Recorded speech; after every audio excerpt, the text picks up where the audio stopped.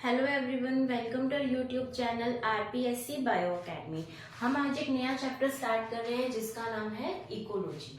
सबसे पहले हम इकोलॉजी को समझते हैं। इकोलॉजी क्या है? इकोलॉजी एक रिलेशन है, एक संबंध है। किसका? किसी भी जीव का, किसी भी ऑर्गेनिज्म का। Relation of organism with its environment.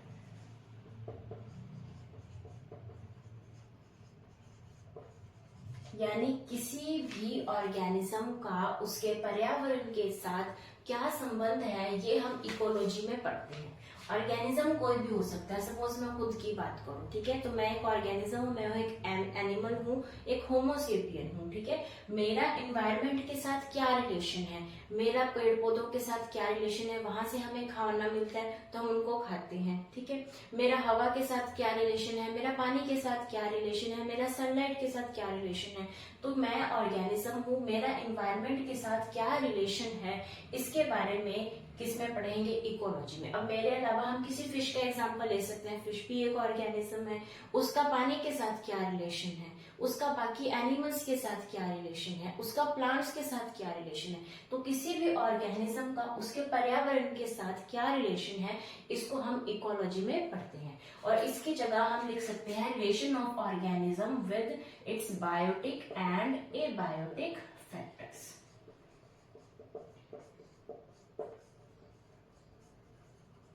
Biotic यानी जैविक फैक्टर्स। जैविक कौन से होते हैं? जैसे कि हम कहें कि एनिमल्स और प्लांट्स के साथ क्या संबंध है, ये कौन से फैक्टर्स होंगे? बायोटिक यानी जैविक। फिर होते हैं एबायोटिक। एबायोटिक होते हैं जो अजैविक होते हैं, जैसे हवा, पानी, मिट्टी, ये सब क्या है? अजैविक यानी एबायोटिक फैक्टर्स। तो किसी भी ऑर्गेनिज्म का उसके बायोटिक या फिर एबायोटिक फैक्टर्स के साथ क्या रिलेशन है, ये भी हम किसके अंदर पढ़ते हैं? इकोलॉजी के अंदर पढ़ते हैं। अब हम इसका थोड़ा सा हिस्टोरिकल कॉन्सेप्ट लेके चलते हैं कि इकोलॉजी टर्म के बारे में किसने बताया। तो ये जो टर्म है ये बताई थी, कहीं पे हिकल लिखा हुआ है और कहीं पे रीटर लिखा हुआ है। हिकल और रीटर, तो जिस तरीके का ऑप्शन आएगा हम टिक कर देंगे। हिकल भी आता है और रीटर भी आता है। तो इकोलॉजी जो टर्म है वो हिकल या फिर रीटर ने दी है। उसके बाद हम पढ़ते हैं इंडियन इकोलॉजी के बारे में। इंडियन इकोलॉजी के बारे में किसने बताया? ये बताया था प्रोफेसर रामदेव मिश्रा। प्रोफेसर रामदेव मिश्रा जी ने इंडियन इकोलॉजी के बारे में बताया। यानी इंडिया में इकोलॉजी की शुरुआत किसने की थी? प्रोफेसर रामदेव मिश्रा ने। और ये इम्पोर्टेंट भी है क्योंकि एनसीईआरटी में इसके ऊपर एक पेज दे रखा है इनके ऊपर, और इनसे एक क्वेश्चन भी बन चुका है अभी तक आरपीएससी में कि इनमें से कौन सा इकोलॉजिस्ट नहीं है, और उसके अंदर रामदेव मिश्रा जी का नाम था। तो ये हमारे लिए बहुत इंपॉर्टेंट है। उसके बाद हम बात करते हैं प्लांट इकोलॉजी के बारे में। प्लांट इकोलॉजी के बारे में किन्होंने बताया? तो प्लांट इकोलॉजी के बारे में बताया था वार्मिंग ने। तो प्लांट इकोलॉजी के बारे में किसने बताया? वार्मिंग ने। इंडियन इकोलॉजी के बारे में किसने बताया? प्रोफेसर रामदेव मिश्रा ने। और ये जो टर्म है ये हिकल या फिर रीटर ने दी है, वो डिपेंड करता है कि ऑप्शन किस तरीके से आएंगे। और इकोलॉजी है क्या? रिलेशन ऑफ ऑर्गेनिज्म, किसी भी जीव जंतु का उसके पर्यावरण के साथ क्या संबंध है। बिल्कुल सिंपल वे में पढ़ेंगे, इसे हम इकोलॉजी कहेंगे, ठीक है। बहुत ही सिंपल वे में आराम से पढ़ेंगे हम इकोलॉजी को। अब हम इससे आगे चलते हैं।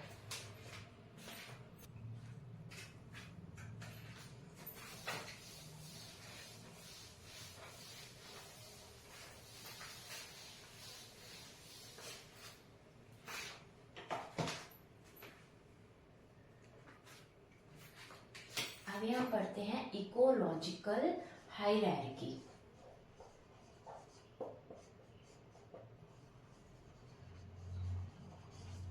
इकोलॉजिकल हायरार्की के बारे में पढ़ेंगे। तो ये स्टार्ट कहाँ से होती है? सबसे छोटी से छोटी यूनिट क्या होगी? ऑर्गेनिज्म। यानी इकोलॉजी स्टार्ट ही कहाँ से होगी? किसी जीव जंतु से, किसी ऑर्गेनिज्म से, क्योंकि हमने उसी का ही संबंध पढ़ना है। तो सबसे छोटी इकाई क्या होगी? ऑर्गेनिज्म। ऑर्गेनिज्म मिलकर क्या बनाएंगे? पॉपुलेशन, ठीक है। पॉपुलेशन मिलकर क्या बनाएगी? कम्युनिटी। कम्युनिटी मिलकर क्या बनाएंगे? इकोसिस्टम। और इकोसिस्टम मिलकर क्या बनाएंगे? बायोम। और बायोम से क्या बनेगा? बायोस्फीयर।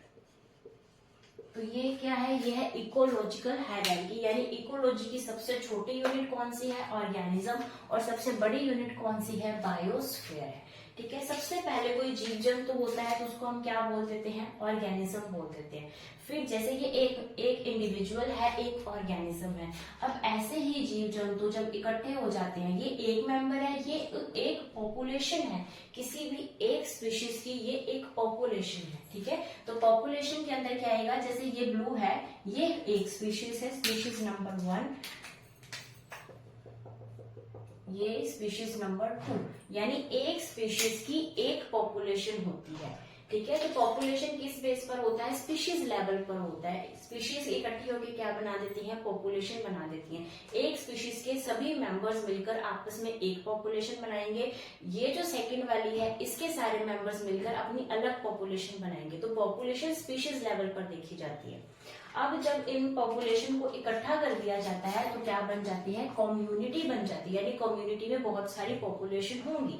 जैसे मैं बात करूं, हम एक बात करते हैं पॉन्ड की, एक पॉन्ड की बात करते हैं, उस पॉन्ड के अंदर फिशेस हैं। ठीक है, सबसे पहले हमने ऑर्गेनिज्म की बात की, हमने एक फिश की बात की, फिर हमने बात की पॉपुलेशन की, यानी उसके अंदर फिशेस की जितनी भी मेंबर्स हैं, हमने उन सबको इकट्ठा कर दिया। तो हम बोल सकते हैं कि इस पॉन्ड में फिशेस की पॉपुलेशन कितनी है, तो हम नंबर्स काउंट कर सकते हैं कि इसके अंदर 100 पॉपुलेशन है, किसकी है, फिश की है। अभी इसी पॉन्ड के अंदर क्या है, इसी पॉन्ड के अंदर प्लांट्स भी पाए जाते हैं। अब ये जो प्लांट्स हैं, प्लांट्स की भी अलग अलग स्पीशीज होंगी, लेकिन यहाँ पर हम एक ओवरऑल आइडिया ले रहे हैं कि हमें समझ में आए पॉपुलेशन, स्पीशीज, कम्युनिटी, ये सब क्या है। तो अगर हम बात करें प्लांट्स की, तो यहाँ पर प्लांट्स हैं, प्लांट्स भी कितने हैं, 100। तो इसी पॉन्ड में प्लांट्स भी कितने हैं, 100। तो प्लांट्स की पॉपुलेशन कितनी है, 100। पॉपुलेशन को हम ये नहीं कह सकते कि फिशेज और प्लांट्स दोनों को अगर हम जोड़ दें तो यहाँ पर 200 पॉपुलेशन है, नहीं। यहाँ पर पॉपुलेशन स्पीशीज लेवल पर देखी जाती है। पॉपुलेशन बताने से पहले हमें पता करना पड़ेगा कौन सी स्पीशीज की पॉपुलेशन पूछी जा रही है। क्या ये फिशेज की है तो 100, या फिर ये प्लांट्स की है तो ये भी 100। ठीक है, अब जब हमने बात की कि इसके अंदर कम्युनिटी कितनी है, तब हम इन दोनों को जोड़ देंगे, या और भी जितनी स्पीशीज होंगी उन सबके मेंबर्स को जोड़कर क्या बना देंगे, एक कम्युनिटी बना देंगे। यानी इस कम्युनिटी के अंदर ये स्पीशीज हैं, यानी यहाँ पर क्या होगा, यहाँ पर ग्रुप ऑफ स्पीशीज प्रेजेंट होंगी। यहाँ पर एक स्पीशीज प्रेजेंट नहीं होगी, ग्रुप ऑफ स्पीशीज प्रेजेंट होगी जो कि कम्युनिटी को रिप्रेजेंट करेंगी। ठीक है, यहाँ पर एक पॉपुलेशन एक स्पीशीज को रिप्रेजेंट कर रही थी, एक पॉपुलेशन यहाँ पर ग्रुप ऑफ स्पीशीज को करेगी, क्योंकि यहाँ पर क्या आ जाएगा, यहाँ पर हमारी फिश भी आ जाएगी और यहाँ पर प्लांट्स भी आ जाएंगे। हमने दोनों को जब इकट्ठा कर दिया तो ये कम्युनिटी बन गई। उसी तरीके से जब हम कम्युनिटीज को इकट्ठा करेंगे तो इकोसिस्टम बन जाएगा, और इकोसिस्टम को इकट्ठा करेंगे तो बायोम बनेगा, और बायोम को इकट्ठा करेंगे तो बायोस्फीयर बन जाएगा। ठीक है, और जो हमारी एनसीईआरटी में दे रखा है वो दे रखा है organism, population, community and biome. तो हमारी एनसीईआरटी में ये जो हायरार्की है ये सिर्फ 4 स्टेप्स पर दे रखी है। ठीक है, उसके बाद हम बात करते हैं ब्रांचेस ऑफ इकोलॉजी।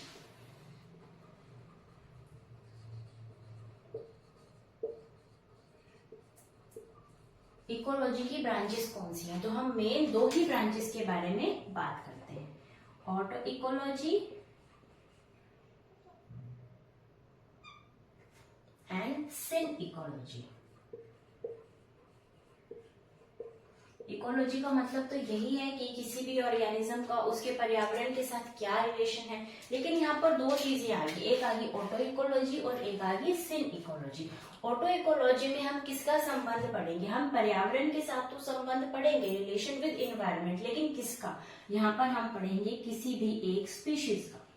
ठीक है, जैसे मैं कहूं कि मुझे फिश का रिलेशन जानना है उसके एनवायरनमेंट के साथ, तो मैं क्या कर रही हूँ, ऑटो इकोलॉजी कर रही हूँ। स्पीशीज लेवल पर यहाँ पर बात होती है, एक स्पीशीज की बात होती है, इसलिए इसे क्या बोला जाता है, स्पीशीज इकोलॉजी भी कहा जाता है, और इसे पॉपुलेशन इकोलॉजी भी कहा जाता है। क्यों कहा जाएगा, क्योंकि एक स्पीशीज जो है वो एक पॉपुलेशन बनाती है। स्पीशीज के अंदर बहुत सारे मेंबर्स हो जाते हैं, लेकिन वो सभी मेंबर्स मिलकर एक स्पीशीज बनाएंगी, और वही एक स्पीशीज एक पॉपुलेशन कहलाएगी। तो यहाँ पर जो स्टडी होगी वो स्पीशीज लेवल पर होगी, यानी स्पीशीज लेवल का हम रिलेशन देखेंगे किसके साथ, इन्वायरमेंट के साथ।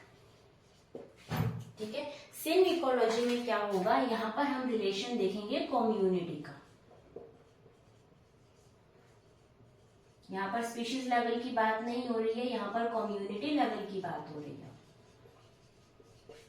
ठीक है, यानी यहाँ पर हम ग्रुप ऑफ स्पीशीज की बात करेंगे। जैसे अगर मैं इसका एग्जांपल लूं, तो अगर मैं बात करूं फिशेस के बारे में पढ़ना है, तो अगर हम सिर्फ फिशेस के बारे में पढ़ेंगे तो हम कौन सी इकोलॉजी करेंगे, ऑटो इकोलॉजी के बारे में पढ़ रहे हैं। लेकिन हम फिशेस और प्लांट्स दोनों को इकट्ठा कर देंगे, यानी हम क्या बना देंगे, कम्युनिटी बना देंगे, और उस कम्युनिटी का इन्वायरमेंट के साथ रिलेशन पढ़ेंगे, तो वो सिम इकोलॉजी हो जाएगी। और इसी को ही क्या बोलते हैं, कम्युनिटी इकोलॉजी।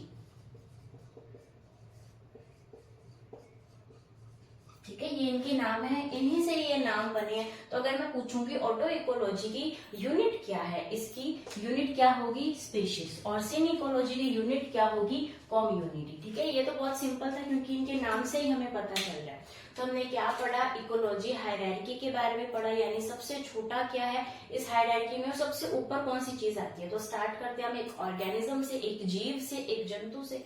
उससे क्या बनती है, पॉपुलेशन बनती है। जब ये ऑर्गेनिज्म अपने जैसे ऑर्गेनिज्म को इकट्ठा कर देता है, एक जैसे मेंबर्स इकट्ठे हो जाते हैं, तो वो एक स्पीशीज बना देते हैं, और एक स्पीशीज एक पॉपुलेशन बनाएगी। और जब बहुत सारी स्पीशीज इकट्ठी हो जाती है, या फिर बहुत सारी पॉपुलेशन इकट्ठी हो जाती है, तो कम्युनिटी बन जाती है। और फिर जब ये कम्युनिटी इकट्ठी हो जाती है तो इकोसिस्टम बन जाता है। जब ये इकोसिस्टम इकट्ठा हो जाता है तो बायो, एंड देन बायोस्फीयर। फिर हमने बात की ब्रांचेस की। ब्रांचेस के अंदर हमने पढ़ा auto ecology and SIM ecology. अगर स्पीशीज लेवल पर बात हो तो ऑटो इकोलॉजी, और अगर कम्युनिटी लेवल पर बात हो तो सिम इकोलॉजी। और यहाँ पर वो इस तरीके से भी दे सकता है, the relation of group of species with its environment. क्या दे सकता है, relation of group of species, यानी यहाँ पर एक स्पीशीज की बात नहीं हो रही है, स्पीशीज का ग्रुप बन रहा है। और ग्रुप किसके अंदर बनता है, कम्युनिटी में। कम्युनिटी में ही क्या हो रहा है, ग्रुप ऑफ स्पीशीज, स्पीशीज का एक ग्रुप बन रहा है। तो वही बात यहाँ पर हो रही है, ग्रुप ऑफ स्पीशीज। कम्युनिटी को एक और नेम से रिप्रेजेंट करके वो ये पूछ सकता है। ठीक है, तो अभी हम इससे आगे चलते हैं, हम बात करते हैं पॉपुलेशन के बारे में।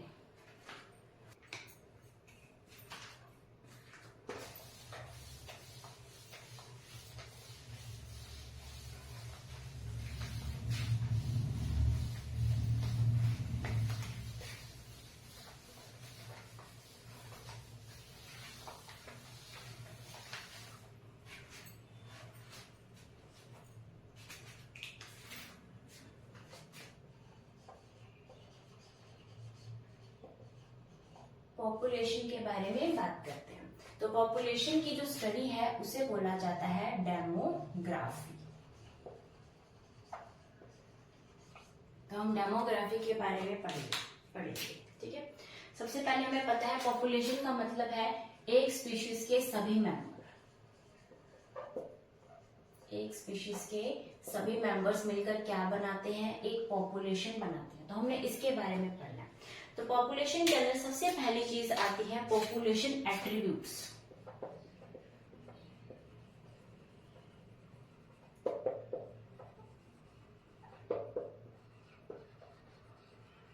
क्या पढ़ रहे हैं, सबसे पहले पॉपुलेशन के attributes.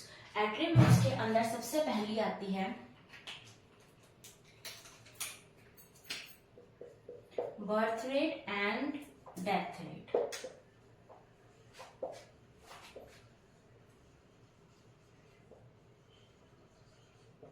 Birth rate and death rate. Birth rate को बोला जाता है नेटैलिटी, इसका एक और वर्ड है नेटैलिटी, और डेथ रेट का है मोर्टेलिटी। तो ये इस नाम से भी आ सकते हैं कि कौन सा एट्रीब्यूट नहीं है, तो वो बर्थ रेट डेथ रेट देने की बजाय नेटैलिटी एंड मोर्टेलिटी भी दे सकता है। अब birth rate and death rate क्या है, अगर हम इसको कोशिश करें पढ़ने की, तो इसके अंदर आएगा नंबर ऑफ बर्थ या फिर डेथ अपॉन टोटल पॉपुलेशन। ये क्या बन जाएगा, ये बन जाएगा बर्थ रेट या फिर डेथ रेट। कैसे, अब हम इसको समझते हैं। हमारे पास एक पॉन्ड है, इस पॉन्ड के अंदर हमारे पास 100 फिशेज हैं।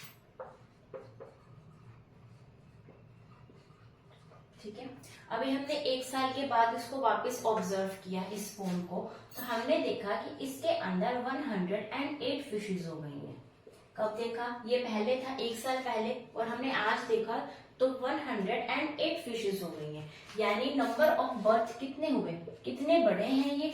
8 बढ़े, क्योंकि 8 नई स्पीशीज आई हैं तभी तो ये बढ़ा है।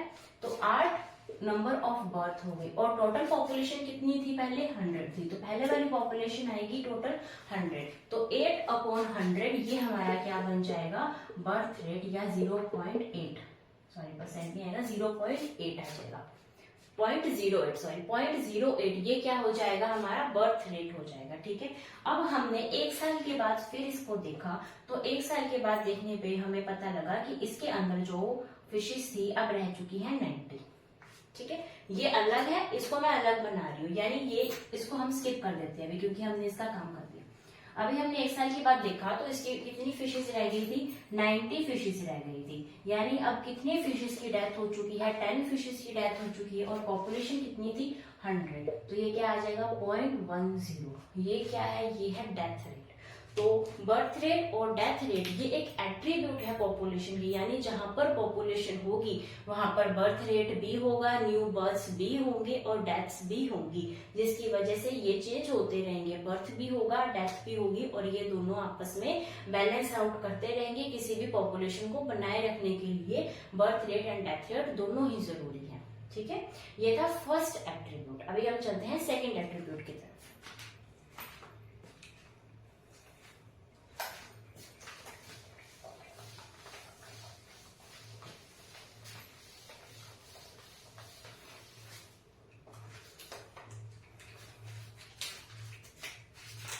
सेकेंड एट्रीब्यूट है सेक्स रेशियो। ठीक है, सेक्स रेशियो यानी अगर हम कहें, हम वापस एक पॉन्ड बनाते हैं, इस पॉन्ड में कितनी फिशेस थी? 100 फिशेस थी। इस 100 फिशेस के अंदर 60 फिशेस जो थी वो थी फीमेल, और 40 फिशेस थी मेल। 60 थी फीमेल, 40 फिशेस थी मेल। ठीक है, तो ये क्या बनाएंगे? इनका सेक्स रेशियो बनाएंगे कि मेल रेशो फीमेल अगर हम कहें तो यहाँ पर क्या बनेगा? मेल कितने हैं यहाँ पर? 40, और फीमेल कितनी है? 60। तो ये क्या बन गया? Sex ratio. यानी 100 फिशेस के अंदर 40% जो फिशेस हैं वो मेल यहाँ पर पाएगी, और 60% फिशेस यहाँ पर फीमेल पाएगी। तो अगर कोई पॉपुलेशन होगी तो उसमें मेल एंड फीमेल होंगे, और अगर हम मेल एंड फीमेल का रेशियो निकालें तो सेक्स रेशियो निकालना किसी भी पॉपुलेशन के लिए जरूरी हो जाता है। ठीक है, तो 40 रेशियो 60 यहाँ पर आ जाएगा। क्या हम एक सेक्स रेशियो किसी एक इंडिविजुअल का निकाल सकते हैं? तो हम सेक्स रेशियो किसी भी इंडिविजुअल का नहीं निकाल सकते, क्योंकि कोई भी इंडिविजुअल होगा या तो वो मेल होगा या फिर वो फीमेल होगा। ठीक है, ये हम उसके अंदर मेल और फीमेल का रेशियो नहीं निकाल सकते। उसी तरीके से पॉपुलेशन एट्रीब्यूट्स जितने भी हैं वो हम किसी भी इंडिविजुअल के लिए नहीं निकाल सकते। एट्रीब्यूट्स हमेशा हम पॉपुलेशन के ही निकालेंगे, और ये लाइन एनसीईआरटी में दे रखी है कि हम जो एट्रीब्यूट्स हैं वो हम सिर्फ पॉपुलेशन के निकाल सकते हैं, किसी भी इंडिविजुअल के नहीं निकाल सकते। ठीक है, तो सेक्स रेशियो से हम ये प्रूव कर सकते हैं कि हम क्यों नहीं निकाल सकते, क्योंकि यहाँ पर हम रेशियो बना सकते हैं, लेकिन यहाँ पर हम नहीं बोल सकते कि एक इंडिविजुअल 60% फीमेल है एंड 40% मेल है। तो ये तो कोई लॉजिकल बात नहीं हुई, है ना। एक पॉपुलेशन में हम कह सकते हैं कि इतने % मेल है और इतने % फीमेल है। उसके बाद हम बात करते हैं एज डिस्ट्रीब्यूशन।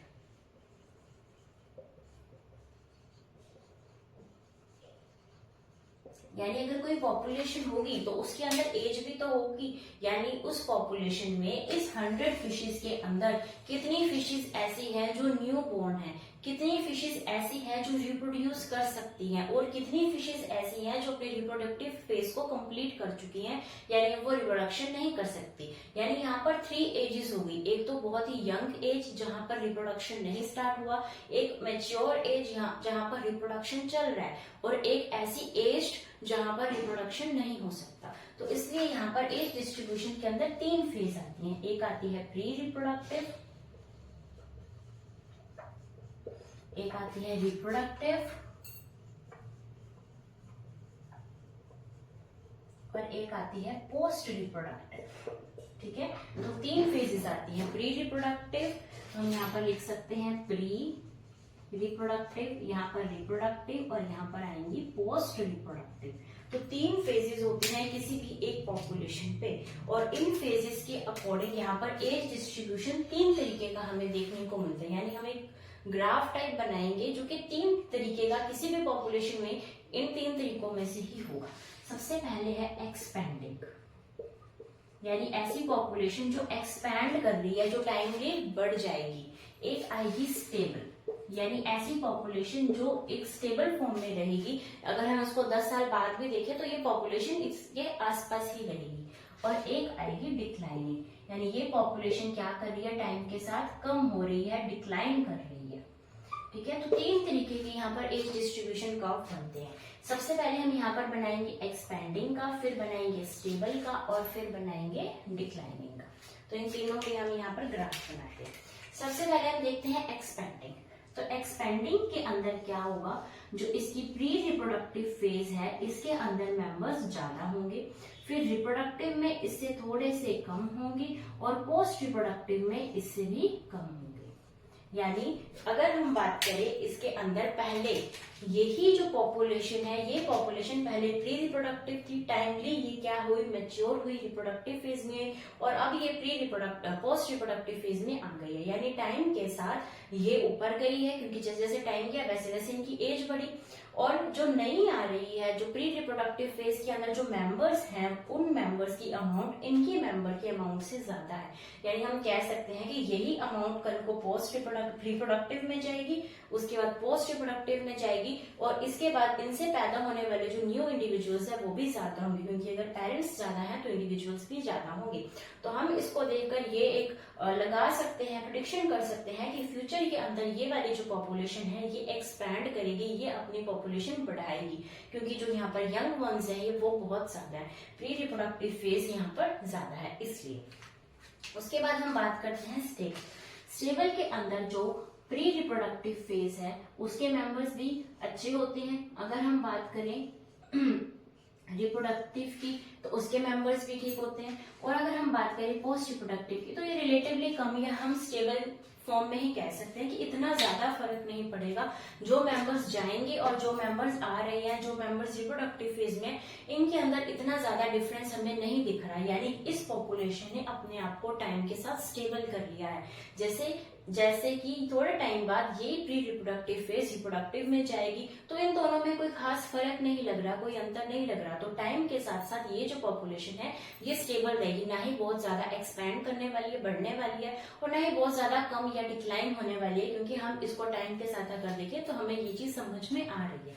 तो ये सेकेंड टाइप था स्टेबल पॉपुलेशन का। अब हम बात करते हैं डिक्लाइनिंग की। डिक्लाइनिंग के अंदर क्या है कि जो प्री रिप्रोडक्टिव फेज है वो है कम, जो रिप्रोडक्टिव फेज है वो कुछ ज्यादा है, और जो पोस्ट रिप्रोडक्टिव फेज है वो भी क्या है, कम है। तो ये एक ऐसी पॉपुलेशन हमने बनाई है जो टाइम के साथ डिक्लाइन कर रही है, यानी पहले भी कम थी, बीच में कुछ ज्यादा हुई, अब फिर कम हो रही है। यानी टाइम के साथ ये पॉपुलेशन कम हो रही है, डिक्लाइन की तरफ जा रही है, इसलिए इसका नाम क्या दिया है, डिक्लाइनिंग दिया है। इसका नाम क्या था, स्टेबल, यानी ये टाइम के साथ अपने आप को स्टेबल कर रही है और ये टाइम के साथ अपने आप को एक्सपैंड कर रही है। ठीक है, तो ये हमने किसके बारे में पढ़ा, एज डिस्ट्रीब्यूशन के बारे में पढ़ा। एज डिस्ट्रीब्यूशन में 3 तरीके की फेजेस आती हैं, एक आती है प्री रिप्रोडक्टिव, एक आती है रिप्रोडक्टिव, एक आती है पोस्ट रिप्रोडक्टिव, और इनके बेसिस पर 3 तरीके के ग्राफ बनते हैं, 3 तरीके की पॉपुलेशन हमें देखने को मिलती है। एक ऐसी पॉपुलेशन जो टाइम के साथ एक्सपैंड कर रही है, एक ऐसी पॉपुलेशन जो स्टेबल है, और एक ऐसी पॉपुलेशन जो टाइम के साथ डिक्लाइन कर रही है। ठीक है, तो ये हमने पढ़े थे second attribute and third attribute of population. अभी हम पढ़ते हैं इसका फोर्थ एट्रीब्यूट।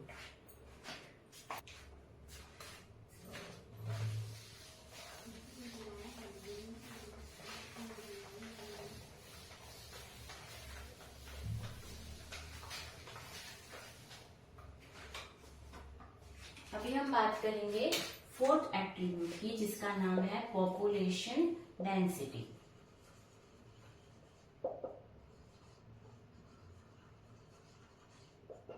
क्या नाम है, पॉपुलेशन डेंसिटी। हम पॉपुलेशन को ही पढ़ रहे थे, फिर पॉपुलेशन डेंसिटी को पढ़ने की जरूरत क्या पड़ी। ठीक है, अभी हम इसको समझते हैं कि पॉपुलेशन डेंसिटी को हमने क्यों पढ़ा। पहले हम समझ लेते हैं पॉपुलेशन डेंसिटी है क्या। तो पॉपुलेशन डेंसिटी है नंबर ऑफ इंडिविजुअल्स या नंबर ऑफ मेंबर्स भी हम लिख सकते हैं पर यूनिट एरिया, यानी किसी यूनिट एरिया में उस स्पीशीज के कितने मेंबर्स हैं, इसको अगर हम बनाएं, एक रेशो दें, तो वो बन जाएगी पॉपुलेशन डेंसिटी। ठीक है, जैसे हमने एक पॉन्ड लिया, इतना बड़ा पॉन्ड लिया, इस पॉन्ड के अंदर हमने जाना कि यहाँ पर कितनी फिशेज थी, 100 फिशेज हैं। ठीक है, और ये कितना एरिया है, हम मान के चलते हैं कि 100 फिशेज जो है वो 10 किलोमीटर स्क्वायर के अंदर, या हम कह सकते हैं 100 किलोमीटर स्क्वायर के अंदर रह रही है। ठीक है, ये एरिया है, इसका एरिया है 100 किलोमीटर स्क्वायर और 100 ही यहाँ पर फिशेज है। तो पॉपुलेशन डेंसिटी कितनी आ गई, 1 आ गई। ठीक है, अब यहाँ पर क्या हुआ कि हम इससे भी बड़े पॉन्ड पर चले गए। उस पॉन्ड के अंदर हम अगर फिशेस को काउंट करने बैठे तो हम फिशेस को काउंट नहीं कर सकते। इतना बड़ा पॉन्ड है लेकिन इसके अंदर फिशेस जो है वो काउंटलेस है, हम काउंट नहीं कर सकते। अब क्या करेंगे, हम इस एरिया को डिवाइड कर देंगे। हमने इस एरिया को 6 इक्वल पार्ट्स में डिवाइड कर दिया। अब हमने इतना एरिया लिया, इस एरिया के अंदर हमने देखा कि नंबर ऑफ फिशेस कितनी है। सपोज इस एरिया के अंदर नंबर ऑफ फिशेस थी 100, इतने से एरिया के अंदर, तो हमने इवेलुएट कर लिया कि इतने एरिया के अंदर 100 फिशेज हैं, तो इस पूरे पॉन्ड के अंदर 100 इंटू 6 इक्वल्स टू 600 फिशेज होंगी। हम ये करेक्ट नहीं बता सकते क्योंकि हो सकता है यहाँ पर 90 हो, यहाँ पर 120 हो, यहाँ पर 150 हो, यहाँ पर सिर्फ 50 ही हो, ये भी हो सकता है। लेकिन हमने क्या किया, हमने एक एस्टिमेट ले लिया कि अगर यहाँ पर 100 है तो इस पूरे पॉन्ड के अंदर 600 फिशेज होंगी। हम इसको पॉपुलेशन से नहीं काउंट कर सकते थे क्योंकि अगर हम इसको पॉपुलेशन से काउंट करने बैठे, proper birth rate death rate निकालने के लिए हमें नीचे टोटल पॉपुलेशन देनी पड़ती है। तो अगर हम टोटल पॉपुलेशन निकालते हैं तो हम नहीं निकाल सकते क्योंकि इतने बड़े बड़े यहाँ पर हमारे सामने आएंगे इकोसिस्टम्स की, हम उनमें से नहीं निकाल पाएंगे कितने नंबर्स हैं। जैसे हम एक जंगल में जाएं और हम कहें कि हमने देखना है कि इस स्पीशीज के कितने ट्रीज है, इतना बड़ा जंगल है उसके अंदर हम कैसे काउंट कर सकते हैं कि कितने ट्रीज मिलेंगे। तो फिर हमें ये वाला फॉर्मूला अपनाना पड़ता है, हमें उसकी डेंसिटी निकालनी पड़ती है कि कितनी डेंस है, इतने एरिया में अगर इतना मिल रहा है तो हम इसको टोटल एरिया से मल्टीप्लाई कर निकाल सकते हैं पॉपुलेशन डेंसिटी। तो अब हमें समझ में आया कि सिर्फ पॉपुलेशन से काम नहीं चल सकता, पॉपुलेशन डेंसिटी की जरूरत है, लेकिन कहाँ जरूरत है, जहां पर बहुत बड़ा एरिया हो। ठीक है, अब जैसे यहाँ इसको यूज कहाँ किया गया, इसको यूज किया गया जैसे टाइगर की पॉपुलेशन को पता करना है तो टाइगर की पॉपुलेशन पता करने के लिए उसके पग मार्क्स देखे जाते हैं। हर टाइगर के अलग अलग पग मार्क्स होते हैं, जैसे हमारे जो थंब के फिंगरप्रिंट्स लिए जाते हैं वो सबके अलग अलग होते हैं, वैसे इनके पग मार्क्स सबके अलग अलग होते हैं। और इनका जो फिकल मटेरियल है, जो फिकल मैटर है, वो भी इन सबका अलग अलग होता है। तो हम यहाँ से पता कर सकते हैं कि इस प्रॉपर जंगल में कितने टाइगर्स हैं। तो इस तरीके से अलग अलग चीजों को यूज करके वहां पर पॉपुलेशन डेंसिटी निकाली जाती है, जहां पर टोटल नंबर ऑफ पॉपुलेशन निकालना बहुत मुश्किल है। ठीक है, तो ये हमने पढ़े 4 एट्रीब्यूट्स ऑफ पॉपुलेशन। अभी हम बात करते हैं पॉपुलेशन ग्रोथ के बारे में।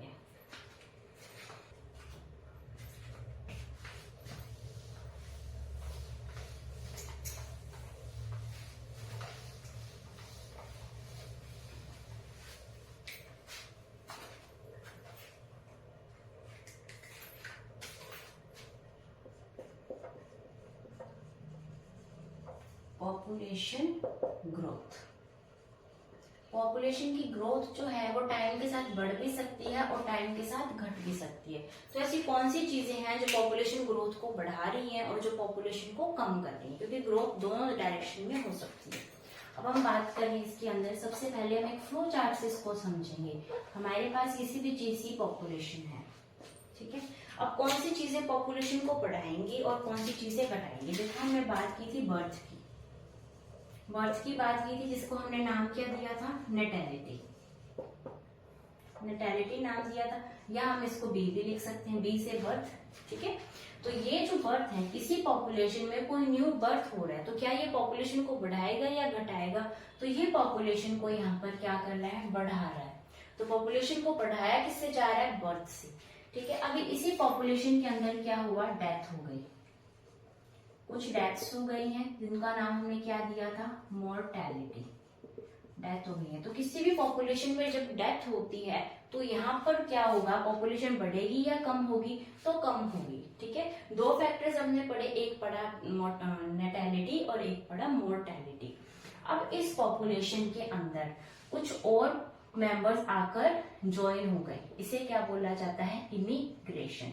इमिग्रेशन क्या है, इस पॉपुलेशन के मेंबर्स किसी और, जैसे कोई और पॉपुलेशन है यहाँ पर, यहाँ से कुछ मेंबर्स क्या हो गए, माइग्रेट होकर इस पॉपुलेशन में आ गए, तो इसे क्या बोला जाता है, इमिग्रेशन बोला जाता है। तो यहाँ पर नए मेंबर्स ऐड हो रहे हैं, तो यहाँ पर क्या हो रहा है, ये पॉपुलेशन को ग्रो कर रहा है। अब कुछ मेंबर्स इस पॉपुलेशन से किसी और पॉपुलेशन में चले गए, तो यहाँ पर क्या हो गया, एमिग्रेशन। एमिग्रेशन होने से ये जो पॉपुलेशन है ये बढ़ेगी या कम होगी, कम होगी, क्योंकि यहाँ से जो है मेंबर्स इस पॉपुलेशन को छोड़कर जा रहे हैं। तो इसलिए हमने चार मेन फैक्टर्स के बारे में बात की, birth, death, immigration and emigration. तो अगर हम इसको एक फॉर्मूले में लिखें, that population at t+1 time is equals to population at time t plus b plus D minus b plus I minus D plus E, ये फॉर्मूला बनता है। अब हम इस फॉर्मूले को समझते हैं कि ये कैसे बना। ठीक है, ये nt का मतलब है कोई भी पॉपुलेशन t टाइम पर हमने देखी। ठीक है, जैसे आज हमने इस पॉपुलेशन को देखा, ये पॉपुलेशन हमें पता लगी कि जैसे 100 है। ठीक है, उसके बाद हमने एक साल के बाद वापस इसे ऑब्जर्व किया, इसी पॉपुलेशन को, तो एक साल बाद किया, तो कुछ तो हमने ऐड किया ना, उस टी टाइम में कुछ टाइम हमने ऐड किया, तो उसको हमने नाम दे दिया nt+1। यानी अब हम आज की बात कर रहे हैं, इससे एक साल बाद की बात कर रहे हैं, तो आज की बात के अंदर क्या होगा कि ये जो पहले वाली पॉपुलेशन है उसके अंदर क्या ऐड करेंगे, उसके अंदर ऐड करेंगे जो बर्थ हुए हैं, जो न्यू बर्थ हुए इस पॉपुलेशन में वो ऐड होंगे, और जो नए मेंबर्स आए हैं वो ऐड होंगे।